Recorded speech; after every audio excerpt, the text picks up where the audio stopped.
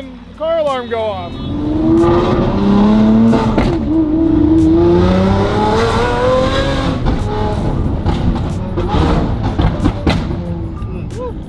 That is loud. It's like, hey, look at me, I'm an S3J.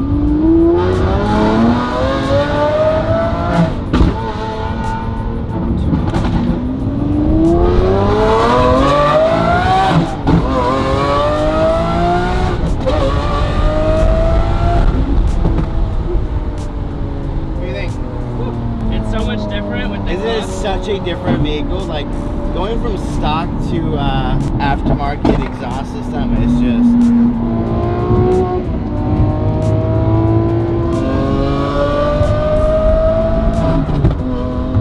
God damn. Leo's gonna love this.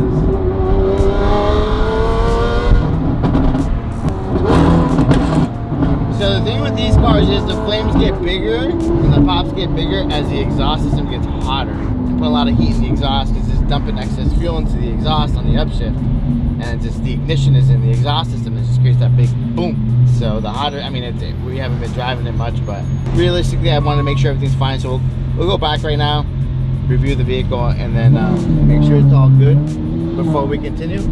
The thing with new exhaust systems, all, you know, like for example, this exhaust system has a ceramic Cerakote on it, so it like gets this smell.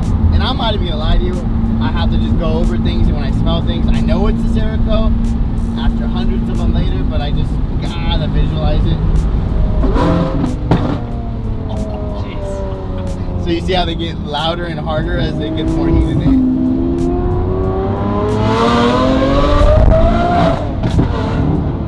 Sounds so dope, huh? Yeah.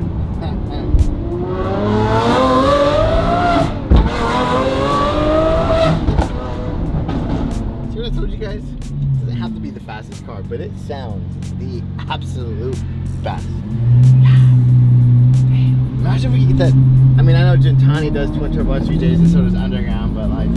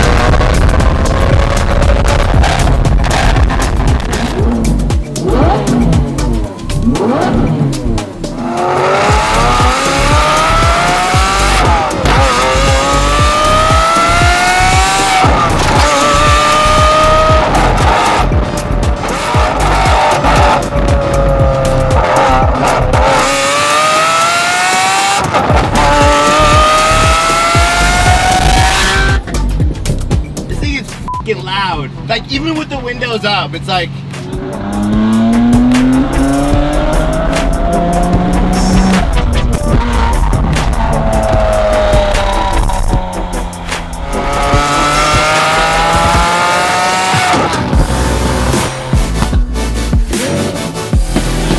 man, it's a big flat train.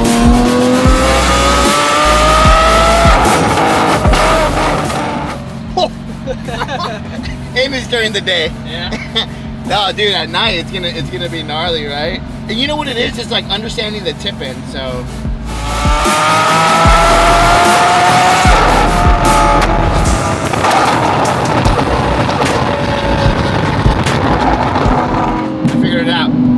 I figured it out.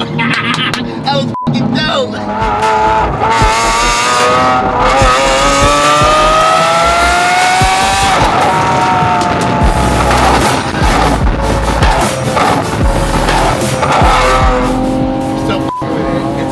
Like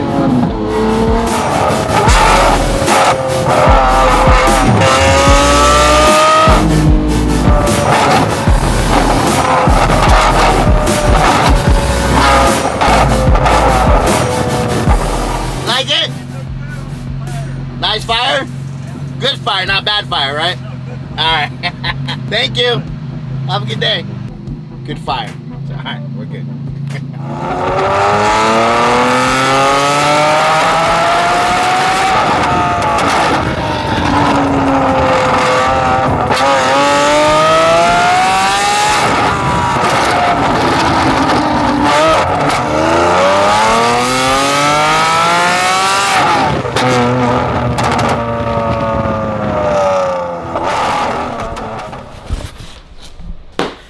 Alright, so I see the comments. Everybody wants a new merch drop. We just got all kinds of stuff going on.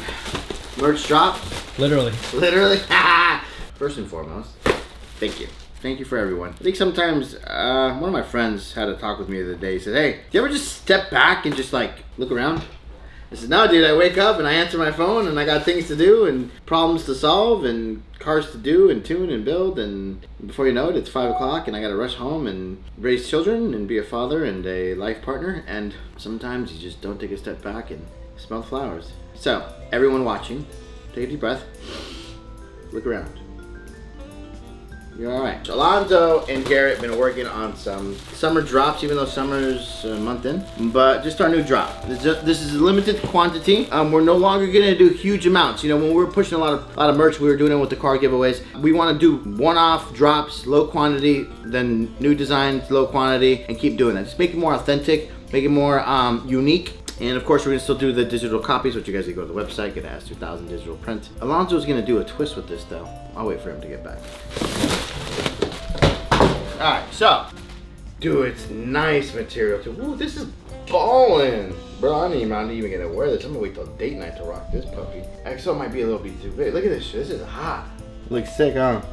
There's 3 designs, 6 different types. So 2 colors per design. So we have a black with white with the Lambo, and then it's kind of like a cream color with black, and then you got the black, I don't know what's on the back of those shirts.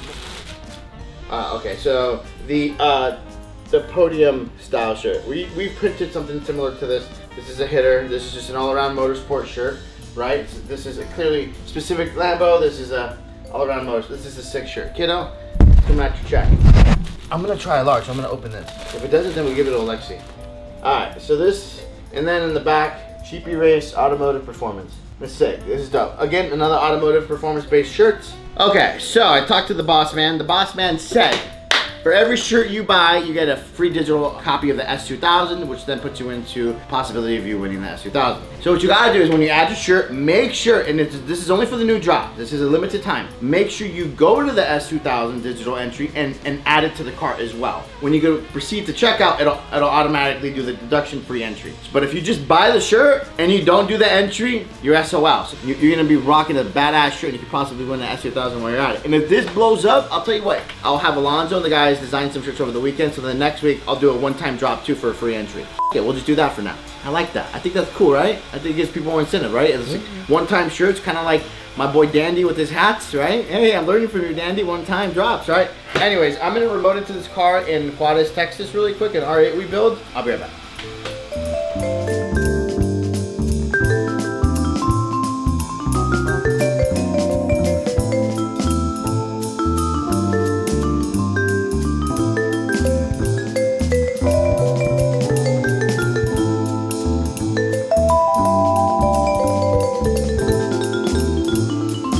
Like I told you guys, we've been throwing clips in from Leo's cars here and there. This is Leo's, I did say 1200 in the last one. It's actually a 1500 horsepower build. I was trying to keep it low key so we can come out on the SoCal streets and just drag all those supposedly fast BMWs. Hey, what's with all those BMWs thinking they're so fast? A certain amount of people can build them. I mean, they're cool. We're building G80s, right, for us, and I'm more excited to build it because it's something new. And I'll tell you this, now that I'm super neck deep into my long block build at the machine shop and everything else I got going on, the amount of work you gotta do to make that kind of power is unbelievable. Granted, price difference. I mean, I don't know, man, R8s are getting cheap. Retail, normal price, 100,000 into this G80 build to go low 8s. I mean, my goal's high 7s, but so is everyone else. But let's say for sure low 8s. It's a lot. While an R8, and the car's still right around 80 to 100,000. So you're $200,000 into a G80 to go low 8s. You can buy a R8 for low 100s, and then cost me, and I could go just as fast in an R8. So, I mean, that's an expensive R8 because that's a new one. Anyways, there's a lot of G80s on the street in Southern California that are, I give it to you guys have fast cars. And that car will drive anywhere, AC on, music, loud shit. We'll go to Vegas in the motherfucker. The man of the hour is gonna go ahead and tell you the in-depth detail to what goes into building a 1,500 horsepower V10. And here we are.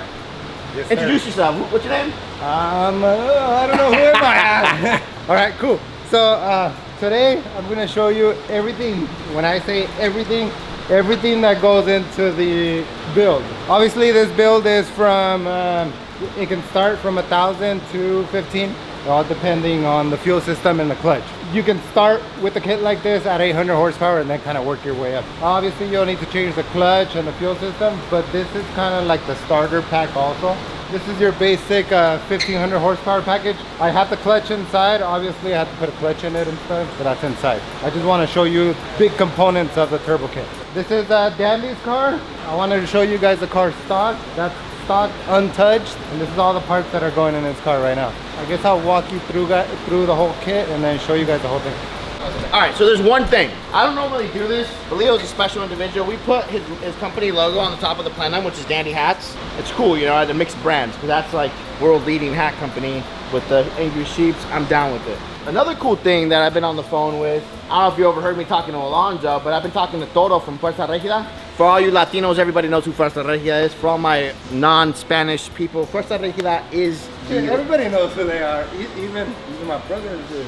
Well, if you don't know who they are, I mean, you should know who they are. If you don't live under a rock, they are the #1 Spanish Latin group in the world. They just sold out 70,000 people in Mexico City. Right now they're in Bogota, Colombia. So I've been talking to Toro, and Toro called me yesterday all hyped up about, we built them some cars and they have an R8. He's like, hey, what's it take to, you know, go out, and he's been seeing how active the Mexico streets in Southern California. He's like, what's it gonna take for me to go out there with the R8 and have some fun? So we gotta put an 18-inch on it, eat up every car that's not a V10. So I ordered them a set of wheels today. Yeah. Yeah, so it's gonna come back for wheels, update the tune. But Toro wants to jump in their brand. Toro's one of the managers for the group. Have Fuerza Regida get into the automotive industry somehow. So we're gonna be doing a car meet. Remember last vlog we talked about it? Tomorrow I got a meeting with Rob the Original. Rob the Original is a haircut guy and artist as well. Started by cutting hairs and just became an artist. Got his hands on a lot of things. Big following. So Rob and I, over the weekend, we're hanging out and we're talking about doing a collab on a car meet and some other stuff. After talking to Toro last night, Fuerza Regida is gonna be a part of it. So stay tuned. The next couple of weeks we're gonna have a huge car meet that we'll probably go public with details, dates, and everything next Monday. That's gonna be popping. Speaking of the devil, hey Rob, I was just talking about you. What's up, bro? What's up? I was just vlogging right now, telling everybody that we got something in the works. That's right. Yeah. We got it in the works over here, look. Yeah, ¿Cómo va todo bien? That's a food truck. We will talk about it later. Monday we go public with it, but I'll let him take it from here. We're twin turboing a food truck? Yeah, twin turbo on the food truck. Damn. So let's walk through the whole kit and everything that's in our kit. I guess we can start off by, everybody has their own opinion about different kits and stuff. I'm just showing the way we make our kit. We're packaging our kit, the way we make our lines, and the way we fat things up. Somebody else can say different, but this is the way we do it and this is what we use, all right? So right here, Alex kind of talked about manifold. This is our V3 manifold. Our previous manifolds used to have the velocity stacks inside. Used to be carbon fiber. Now we got away from that and they are screw-on stacks. So you don't have to worry about nothing happening in here. So they screw on, put a little bit of Loctite at the end and they stay secure. So this is our V3 manifold billet. We use all AN fittings on everything. If you guys haven't seen these before, there it is. These are the runners for it. Also CNC'd and billet, all inside and outside. Comes with thick O-rings on both sides. So we'll move on. On this side, we use these throttle body adapters. So these adapters, we get them from KLM. Some people's adapters are different. Some people use an O-ring inside of here. We kind of kept it a little simple and we just kind of used a little bit of Honda right here, a Honda bond here, to be able to seal it. So it's worked perfectly fine. We've never had any leaks on it. So I mean, that's what we do. So this is the adapter. After the adapter, obviously, is the intercoolers. These are our big core intercoolers. These are -12 inlet and out. So our inlet usually starts in the back because we like for our water to come in and fill up the whole intercooler and then come out of the top. So this is our inlet and this is our outlet. All powder coated, billet sheep at the top. This style of intercooler uses a T-MAP sensor. So depending what the horsepower is, some use T-MAP, some stay with the MAP sensors, or other ones we use dual MAP sensors. So these are our collectors that are made in-house. The collectors between cars don't really change. The only thing that changes is the actual flange, depending if it's an STO, a perf, R8, or a regular aircon. So sometimes they're longer, sometimes they're shorter. Here is the position of the wastegate. Some people like it like this. I've seen different style. This works perfect for us and it flows perfectly fine, so we haven't had any issues with boost creep or anything. The style of turbo on this car is a Precision Next Gen 6870. So this is the turbo right here. Turbo is V-band, so the exhaust side. So there it is. I mean, cold side, hot side, in case you guys didn't know. So, and then this is mounted by this bung, and then this bung is screwed onto the bar. So the bar is what holds both of the turbos up, and then it's also held on by the intercoolers. And then here's our exhaust. This is a 3-inch exhaust. Wastegate tubes are the only ones that have flex tube. So these do have flex tubes at the end, so it doesn't stress too much. And then this is a factory style exit exhaust. It will come out of the factory hole. So next is our water box. This is also coated. This to previous water boxes. Our previous water boxes were kind of big. We kind of shortened it down and kind of try to compress it a little bit. We weld our -12 onto the actual water pump. I know some people used to say whatever about the old water pump, but this is what we do now. So this is our water box with our water pump, and this is our water pump harness for it. So everything is in a bag because I'm trying to make everything a kit, so we're able to just grab everything and go. So there's that. Blow valves and wastegates, Turbo Smart. I mean, people can say whatever about our kids, but we use good shit, right? On the daily. Turbo Let me Smart. say something. Find a flaw in this kit. That's what I'm saying. I mean, You know everybody's what it is though? Here's the thing. If you're relatively new to this industry or watching, like, and you see a car that was built in 2019, yes, I can tell you every single flaw from a kit in 2019, 20, 21, 22, 23, 24, and current. Every single flaw. Now, the objective in any industry, and anything that you manufacture or you become wiser with as you continue to build, is to better what you're doing. Here's the thing, if you're talking shit about some old shit, you probably weren't around then, and you probably weren't making shit back then. Because I can tell you in 2020, there was only a couple of us. Now there's a lot of people, and great, it's good. The ocean is big. Before you sit there and criticize, I saw a Chevy car and they had this. Yeah, where were you in 2020? What were you making? We'll leave it there. Perfect. That was a perfect way to put all that. Let's keep going. We use ID injectors. On this one we use 1050s just because it's not a super big power car. So these are more than enough. With that we use a fuel lab regulator, just like any other regulator. Simple, clean. And then a ethanol sensor. So same thing, just like any other ethanol. GM ethanol sensor. For that, just to continue the fuel system, we use a Iridium in-tank fuel pump. So inside here, we pair it with a Red Horse pump.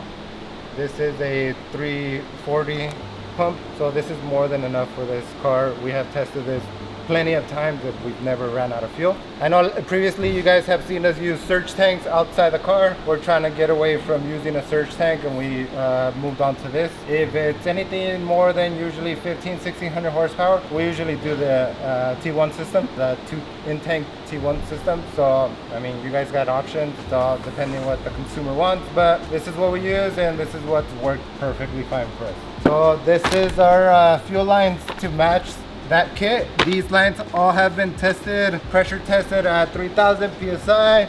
They're all e-sleeved and everything. So even though they've been tested, right before I even install them, I usually throw them in the water and I'll crank up the pressure, the air pressure to like 200, just to make sure they don't leak. They're always good. So this is also a bag and a kit that I've been making. That's why it's all bagged up. It's a kit that I have already made that I can just go grab and install. These are our mag valves. You know, previously we used to do it a different way. We are now have them in these nice billet brackets. So these are our mag valves, you know, simple, same mag valve everybody else uses. So nothing too special about that. All the fittings and everything you need to mount them and everything, all here, also in the bag in your kit. We'll move on to our KLM clamps, both for our coolers and then our throttle bodies. KLM, same stuff we've been using for a while, all new. Our billet hangers, same from KLM. Kits with bolts and everything. Also, depending what kind of package it is, some of them will be stock ECU, some of them will be Motec, and then some of them Unitronic, yeah. So others will be tuned on Unitronic. So all depending what you want to buy. I prefer everything on Motec. Everything works best on Motec. You have everything, you're in control of everything. You can see everything. So if you're buying a package, Motec is the way to go. That's the way I would do it. So you want to buy a package, call me. I'll send you all of this. Just exactly how you see it right here. If anything's missing, DM me. Somebody can fire me because I'm not doing my job the right way. But let's move on. This is our PVC system. Same thing. Everybody has their own way of running their PVC system. This is the way we do it. Don't judge me because of my ugly fitting. That's the only ugly fitting I had today, but I gotta get shit done. So that's why that's that color. This usually goes from bank to bank. So it goes at the bottom of the manifold. It has a check valve in here. That way it can suck up crankcase pressure. But if the manifold, once the manifold builds boost, it won't push the boost back into the crankcase. So that's why it has this check valve. It goes from bank to bank into this check valve. Out of this check valve, it goes into this -10 line. And then it goes into this fitting right here, which will go on your valve cover. So on the other side of this, you'll use your OEM PVC fitting. So you'll put that onto the valve cover. Out of the valve cover, it'll go like this, okay? So that's that. So out of that, then we run a -10 line that goes out of that adapter that we added right here. So it's like a little T. We'll add it to the T, it'll come out of the T, and then it goes into one of those intakes. So the -10 intake that goes right there. Same thing, this has a check valve. That way, because that's under vacuum, that way it doesn't leak. But once it builds pressure, this thing opens and then releases everything into either a catch can or into the -10 fitting on the intake.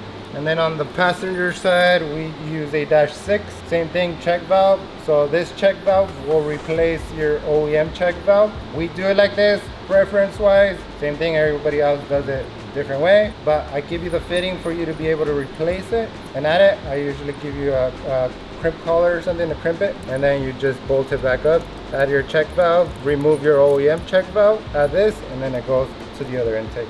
So that's that. So this is your PVC system and crankcase pressure system. That's that. We'll move on to blow-up valve lines. You should have both of your -4 blow-up valve lines with heat sleeve and all the fittings and everything you need for them. So that's the way it looks. So this is your oil feed / return. This is also a 2-bag kit. So this should have your sheepy block to your distributor block to be able to distribute all the oil with all the fittings and everything, the Y, and then the block that goes at the bottom of the engine for your return. These are your -3 feeds, and then these 3 are your -10 returns. Same thing, heat sleeved and everything, all tested as well. Even though I know this doesn't hold that much pressure, I also test all of this. Last thing is your waterline kit. Since this is an R8, it has a big heat exchanger. It's also coated, nice. Everything's all nice and neat. And then this is your waterline kit. So this comes with every single line that you will need for your kit, including all the bulkheads, all the wires, and all the adapters you'll need for it, for the bottom of the car. And then the bracket that goes with it. So the bracket and then the breather for your water box. That was a lot of shit. Let me know what you think. This is what we use nowadays. Red Horse fittings with line and heat sleeve. I mean, nice and neat. Everything Red Horse. So all -12 AM fittings. Let me know what you guys think. Now we'll go through actually putting this whole thing together. I don't know, should we show them putting the whole thing together, or we'll do it? Voila, it's done. do you mean can we gamble on day 2? You make it look easy. All the water lines are ran, all the oil lines are ran, kit is already on. We gotta do the manifold and the fuel. Oh, and the clutch. But that's for tomorrow. You have a lot of work. They're not fast enough. Not fast enough? What do you mean it's day number 2? Actually, look at day number 1. I'm still wearing the same shirt. So I just gotta install the fuel pump, the internal fuel pump, and then I gotta install the billet manifold tomorrow. And I heard something about $500 bonus or something tomorrow. Look at it, look at it. If you have this on the dyno by 2:30, I'll give you $500 bonus. Yeah, right. Voila, we're on the dyno. Look at. So I make sure I mark everything I touch, I mark. So these are not marked. It's because they haven't been touched yet. Stuff that hasn't been marked, that hasn't been touched, so it's still loose. I usually mark all my bolts to make sure I know that everything's been torqued down already. Barely setting everything in place. Once I put the coolers down, then I'll tighten everything down. Do we usually do that on the fuel system? Do we do that on the fuel system? Yes, of course I do. What are you talking about? Recently, I have been doing that in the fuel system just so I don't have, so when I look inside of it, I don't have to actually hit it with the wrench and I can physically we're look gonna at cut it. that. No, just leave it on there. Who cares? But yeah, you should see this on everything from now on if I build the car. David does the same thing. But if you don't see that, then we didn't touch it.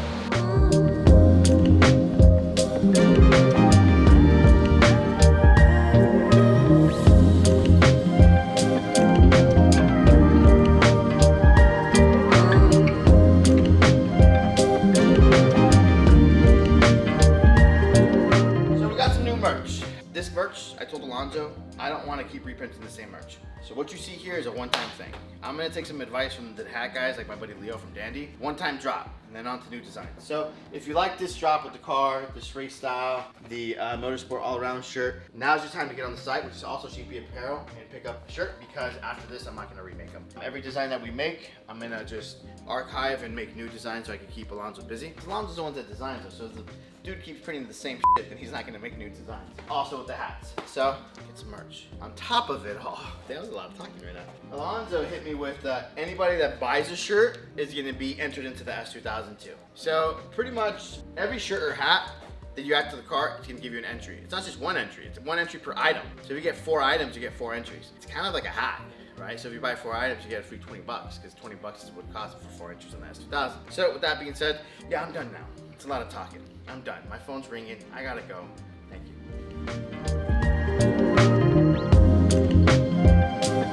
you.